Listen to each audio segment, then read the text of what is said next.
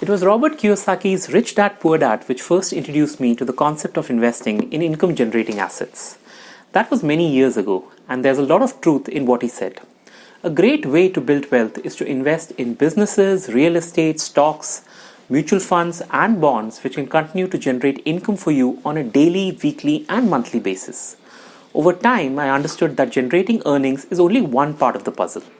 And what's equally important is to know how much we are paying for acquiring this income generating asset. We need to know the price and we need to know the earnings. Hi everyone, my name is Shankar Nath, and in this video we'll cover 1. The meaning of PE ratio with some relevant examples. Number 2. The importance of PE ratio, where we look at some 20 years of data. Third, we study the correlation between PE ratios and the stock market performance. And in the fourth and final section of this video, we help you out with some strategies on how you can use the PE ratio to improve your performance from a returns and risk perspective. Let's get started.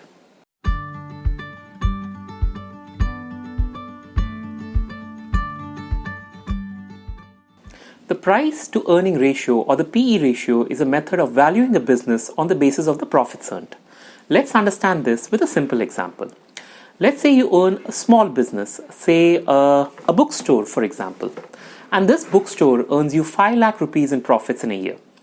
Now I come in and I offer you 40 lakh rupees right now to buy your bookstore.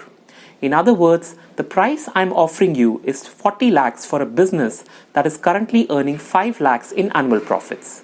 So price divided by earnings, which is 40 divided by 5, equals a PE ratio of 8. Simply speaking, I'm offering you 8 rupees for 1 rupee of profits. And in all honesty, this concept is nothing new.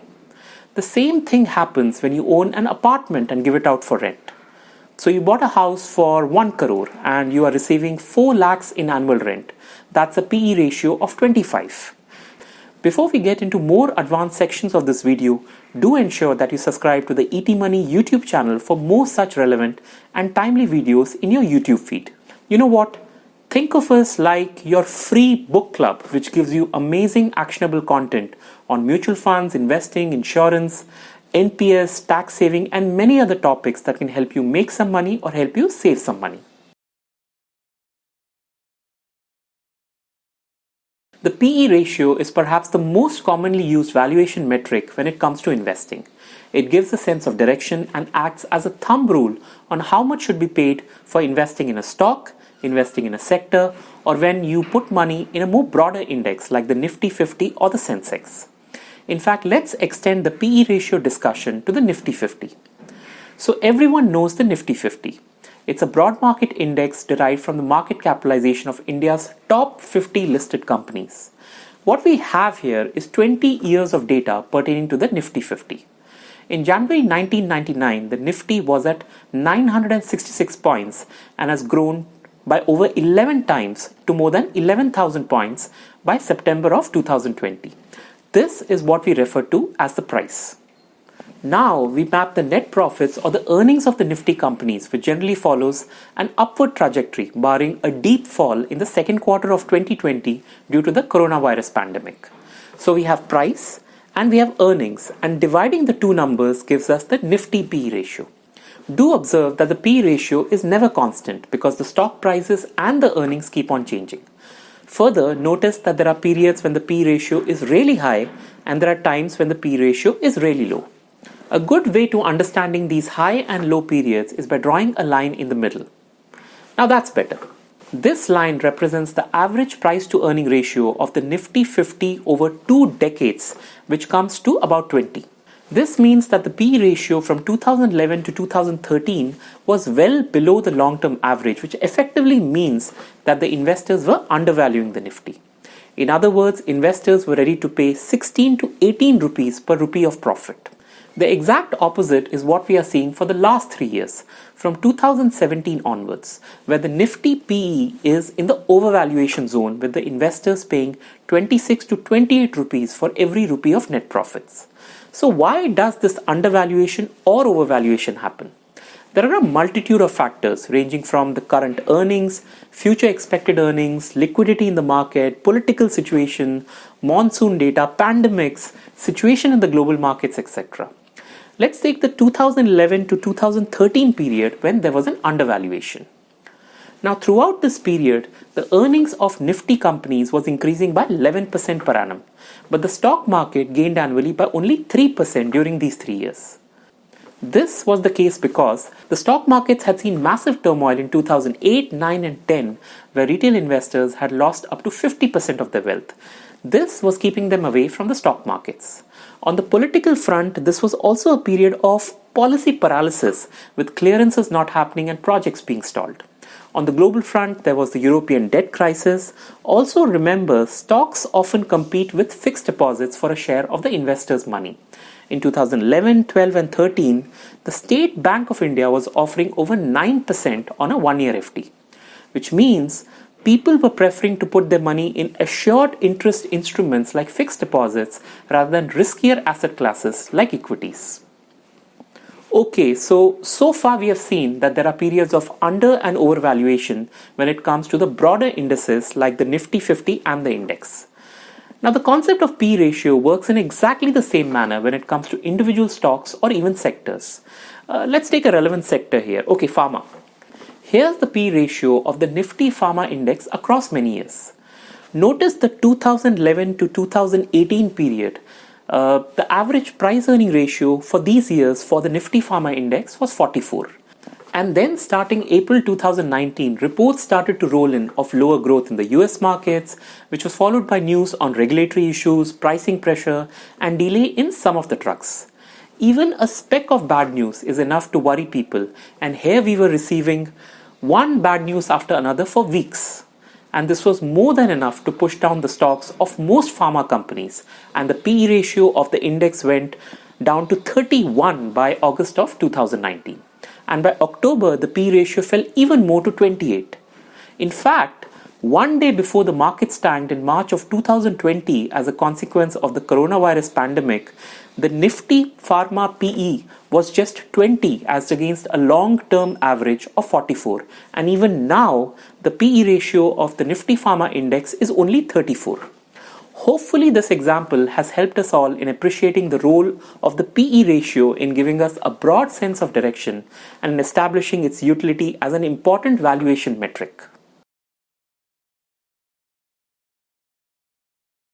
It is often said that the point at which you enter the market determines the returns you make. Well, this might be true most times, but there are other ways of looking at it. Let's examine the Nifty 50 data again over a long period. We'll take the January 1999 to September 2020 period, that's 261 months. We see here that the Nifty P ratio has spent a considerable amount of time outside of its mean of 20. In fact, if we take a PE ratio slab of 18 to 22, so that's 20 plus minus 2, we see that the P ratio was within this band in only 37% of these 261 months. The Nifty had a PE of less than 18 in 84 months and the Nifty P ratio was over 22 in 81 months. So up to 18 for 84 months, 18 to 22 for 96 months, and 22 and above for 81 months. That's pretty evenly distributed. More importantly, let's understand the implications of investing at different Nifty P ratios on your investment returns. For this, we shall assume that all investments are done in a Nifty 50 index fund. Let's start with the performance data for 1 year.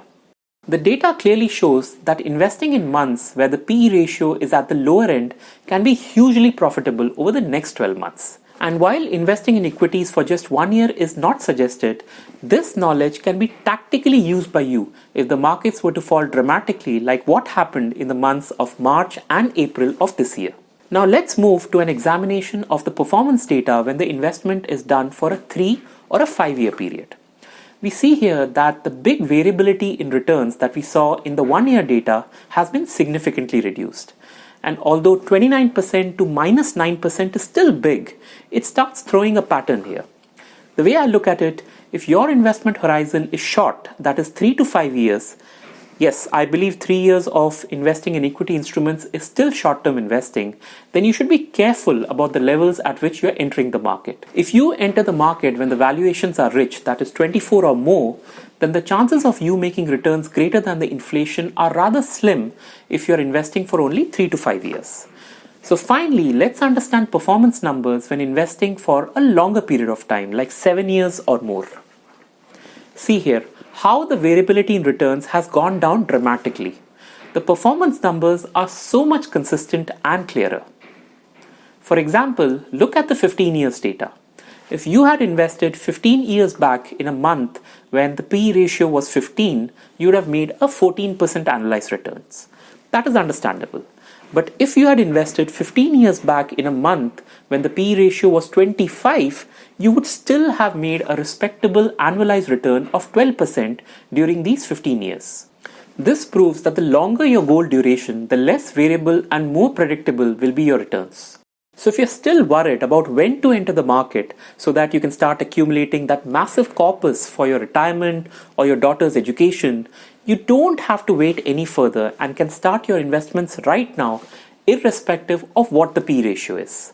In other words, time removes any fears of investing in an overvalued market or dissipates the happiness of having invested in an undervalued one. In this final section, let's look at how one can use the concept of the P ratio, especially when it comes to mutual fund investing. Index funds mimic the stock markets, and hence their prices represents the stock market state of overvaluation or undervaluation. So if the P ratio of an index like the Nifty 50 goes down to, let's say, 18, 17, 15 or whereabouts, you have enough data to suggest that the P ratio will revert back to the mean of 20 eventually. So this becomes a great time to invest.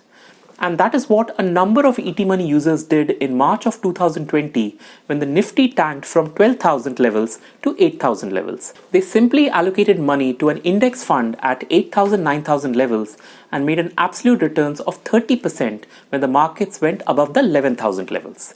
This was a tactical play, but a smart one nevertheless. Thematic or sector funds are generally riskier than broader schemes, but not always. I say so because of what we have learned, that is, the PE ratio at which you invest has a bearing on your portfolio risk and portfolio return. Which means if you invest in such a fund when the PE ratios are low, then the chances of you making high returns on your investments increases, and the chances of you making a negative return actually decreases in the same proportion. Now there is some risk in this approach, but still it's a great technique which can be employed if it suits your risk appetite.